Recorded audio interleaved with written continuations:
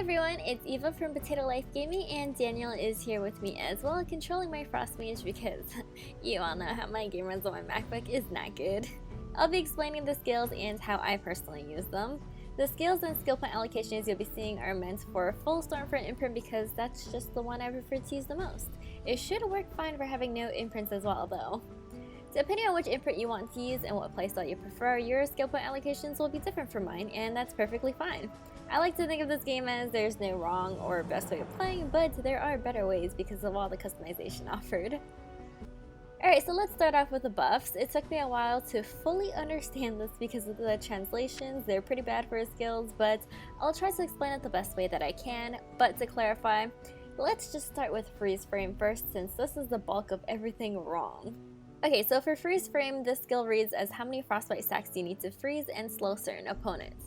Then anyone frozen gets a frosted debuff that makes the number of frostbite stacks required increase. This is where the translation gets iffy and confusing because of the names, but here's the gist of it. The frostbite stacks they talk about needing to freeze are actually called frosted stacks. If you look at the debuffs on the enemies, you can tell that it's actually called frosted, and when the person freezes, it's called a frostbite stack. And that is the resistance they have to frosted stacks, and it increases the more you freeze the opponent. Max frostbite stacks an enemy can have is 7. The number of frosted stacks they tell you that you need on the skill to freeze is also assuming that the enemy has no frostbite stacks whatsoever. And then once you freeze an enemy, all current frosted stacks applied disappear and you start from 0 again. So as you can see from this combo, basically every time you freeze them, you get a frostbite stack and then the frosted stacks disappear and you have to start from 0 again. The more frostbite stacks the enemy has, the more frosted stacks you need in order to freeze them again. As you watch the buffs, you can see that more and more frosted stacks are needed to freeze the enemy, the more frostbite stacks are active. All frosted and frostbite stacks are also individual and expire over time, which is why it's so hard to get to 7 frostbite stacks in my opinion. I've never reached that high, I'm pretty sure. Okay, now with that cleared up, wherever they mistranslated frosted for frostbite, I will be verbally referring it to frosted stack or frosted instead from here on out, so don't worry, I'm not reading it wrong, I'm just verbally correcting it. Okay, so Frost Lotus. This is your right click that shoots out however many ice flowers you have available to apply 1 frosted stack per lotus. The chilled buff in the corner that you have tells you how many ice flowers you currently have that you can shoot out. They do not expire over time, they only disappear when you right click and use them. Trailblaze gives you 5 flowers for whatever reason, that's a lot, that's actually max. Snowpocalypse gives 1 chilled stack when unimprinted, but with the Stormfront imprint it doesn't give any for whatever reason. All other skills give 1 flower except Snowmageddon and your regular left click Ice Bullet, which gives 0. I originally only unlocked it because it's pretty weak and I mainly use it as a filler or helping with therm procs. However, after allocating the rest of my skills, I had 1 skill point left over, so I kinda just plopped it in there. There's no other reason why I'd have it at 2. Frostlight explains Frostlight can be triggered easily with Ice Needle and Frost Blast. I believe that the frozen stacks that they talk about is actually referring to the second charged hit of Ice Bullet, giving 3 frosted stacks. For Frostburn, it's a buff applied when the opponent is frozen for 30 seconds where ice resistance is reduced. The cold-blooded effect attempts to freeze enemies when you're hit enough, which is generally when your HP falls below 35%. It has a 120-second cooldown. This is really nice when you're in a pinch or being bombarded with mobs, aka if you don't feel like dying in fractured memories or something. Ice Bullet is the reg attack, which is your left click, with the second shot being chargeable as mentioned in Frostbite, straightforward. Ice Shield is a skill that you turn on that absorbs 4,000 damage and inflicts 1 back, which is really nothing. If max damage is absorbed, the shield breaks and you don't get a coldness buff. Now, I tested the skill a lot, and to this day I don't know what they are referring to when they say coldness buff. I assume this may be a translation error because you and the enemy do not get any type of buff whatsoever to my knowledge. If the shield does break, or if they hit you or not, or if it doesn't break, it's just nothing pops up. But if you do know what it is, feel free to clarify in the comment box. This is obviously nice for tanking a few hits, in particular for something like Titan if you don't have enough SR and run out of iframes for arm sweeps. Okay, so let's get into the attacks. All attacks will tell you how many frosted stacks they give. They will be written down as frostbite stacks, and again, that is a translation error, and they're actually called frosted stacks. In general, I allocated skill points focusing on the strong burst skills and imprinted ones. Okay, so for Ice Needle, I didn't rank it very much because it's a filler for me, and it might be worth ranking if you do have the Glaciation imprint. For imprints, I'm not going to touch on it too much because this is just kind of like a skill build video. I will follow up with an imprint video later on, going into more specifics. For Frost Blast, I like using it for mopping and staggering, and the multiplier for ranking it up is a little higher than the other filler skills, so that's why I maxed it with some excess skill points. Hailstorm deals damage over time that staggers, and it's nice with imprints because of the tracking.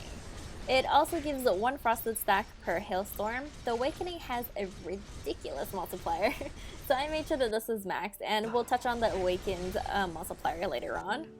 Ice shards are used for filler in my opinion, and they're good for enemies when they're far away. For example, like the first boss in ST, to avoid him dropping lava rocks on the floor because that just makes everyone's life much more difficult.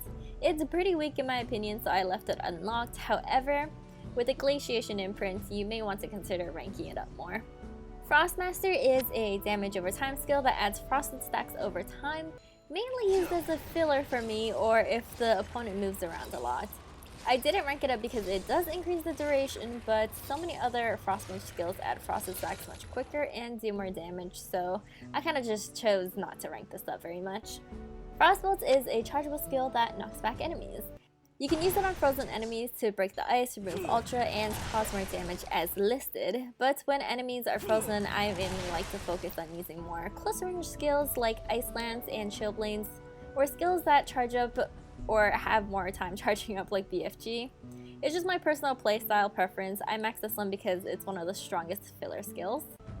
Ice Eruption is a very ranged attack that's nice if you're far away from the enemy and need to add 10 quick frosted stacks. It's also really good if you're attacking a bunch of enemies in a row. Like my favorite use of it is using it in the first map of Azir Tiger Shrine in Xanadu. It just kills everybody.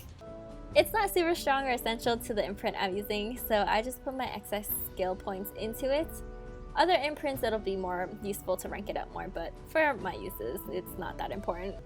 Ice Lance slightly sucks in enemies and then explodes into an icy field that deals damage over time. It can be hard to land with a boss that moves a lot, so if I can, I like to use it when the enemy is frozen or stuck in place, and it's definitely one of Frost Mage's stronger skills, so I maxed it. Icy BFG, it is a charge up bazooka skill that when used with the cold-blooded buff, which I will explain later on, will summon a flower on each side and expand the range of the attack to 3 beams instead of 1. It will do a bit more damage with the buff because of the buff itself, but it does not multiply the damage of 3 just because there are 2 additional beams. It is a burst skill with not too bad of a cooldown, so if I can, I try to use it during a full combo or back attack when someone is frozen, but other than that, it deals good damage for the low cooldown, so it's worth putting points into in my opinion. Snowpocalypse. This is an ultra break and damage over time that eventually, if the enemy stays in there long enough, will usually freeze them because of the 2 frosted stacks per hit. This is definitely worth maxing for the damage and utility. Cold-blooded. This is the buff that we talked about with BFG. It increases attack power for 15 seconds based on maximum amount of mana. So since I have 2500 mana, 30% of that is roughly 800, so that's how much more attack power I'll get from using the buff. As you can see from using the skill, that's the increase in my stats. It has a 60-second cooldown, so I try to use this right before a burst combo to maximize usage. Also, because this is a buff that doesn't take too many skill points, I just maxed it because why not? Next up is Chillblains. This skill is actually my favorite one. It should be maxed with or without any imprints. It is one of your strongest moves that gives a substantial amount of frosted stacks with 20. If you press it a second time unimprinted, it will push the targets away, but with the imprints that I'm using, it will no longer do that. It also has a short iframe upon casting with and without the imprint, and this is one of those skills you really want to try your best and land it as a back attack to get the most damage out of it. Winter is coming. This is my favorite for Fraction Memories. This must be maxed. It is a strong gathering move that I use during a burst combo because of the long cooldown. It is a guaranteed freeze, but takes a bit of task time to put down and gets going, so be careful with getting hit out of it, because that's very easily done. Okay, so now for Icy Fingers. This is an iframe move that I use for guaranteed freezes in Arena when some of my stronger skills are off cooldown that require the opponent to not walk out or dodge. How long the skill lasts depends on how long you hold the key down. I mainly just use this for iframes, and the 1 second attack and movement speed reduction it gives for ranking up really isn't that important to me, especially if the enemy is going to be frozen anyways, so I just kept it at that. Snowmageddon, your ultimate level 65 skill that summons a giant tornado that, when erupting, will flashbang everyone's screen, and everyone will probably hate you if you use that over and over again. So whatever you do, don't just die, Snowmageddon, don't do that. It has very minimal gathering, and enemies can easily walk out of it if you don't hold them in place somehow. So if I'm not using it for iframes, I like to use it with winters coming directly after to keep the enemies inside the circle while it prepares to erupt. This is actually, surprisingly, a very strong ultimate skill, so I would recommend using it for damage. The main damage comes from the eruption, so you have to make sure the enemies stay in there. Alright, so let's get onto Awakenings. Time for your EX skills. So for Frost Fast, when used in EX, gives iframes when used. Frost Mage doesn't have many iframes, so if you're fighting someone who you don't have enough SR for, like Titan, it's nice to save all your EXs for this, especially for sweeps. Hailstorm is pretty cool. It becomes a giant sword that drops from the sky to Ultra Break and locks the enemy in place for a bit, while smaller swords pierce them. This, however, can be hard to land if the opponents have awkward hitboxes like Hotat in ST, the last boss man, or if they run around a lot. Ice Eruption in EX mode is an AoE that can freeze enemies if there are enough frosted stacks that are applied in total. I use it for mobbing or if the enemy I'm fighting runs around a lot and is hard to target, just like the last boss in ST. Now that we're done with EXs, let's go into the other awakenings. Ice Needle is interesting. It becomes 3 shots instead of 1. As you can see, instead of 1 pew, it does 3 bullets with 2 of them spreading out. Here is Awakened, and here's Unawakened. And it only shoots 3 instead of 1 if you just tap the skill, not charge it up. Frost Blast gives more range and attack power. Visually, it's a huge difference, and the range I find is pretty noticeable too. Hailstorm adds a weakened debuff to enemies, reducing their attack power by 20% for a few seconds when hit. It also has a whopping 65% attack power increase when maxed. I max this because of the imprint and attack power increase. For Ice Shards, the range and attack power increase, I didn't rank this because it's a filler skill for me and this imprint, and the range is already pretty far in my opinion. Cold Front just adds debuffs to enemies when hit by Frost Mastery. Frostbolt just gives more attack power and knockback power. Ice Eruption is more range, frosted stack increase, and attack power increase. I didn't rank this because the range is already pretty far, but it might be good to rank with certain imprints.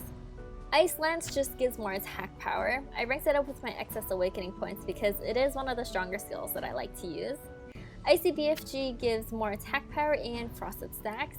I ranked it because it's one of your stronger skills, and freezes from using the skill are more expected because of the frosted stack increase. Snowpocalypse, it gives more attack power, range, and hits. It's good with the imprint, and it's also a strong move. Visually, this is also different, so here is Snowpocalypse Awakened. And here it is Unawakened.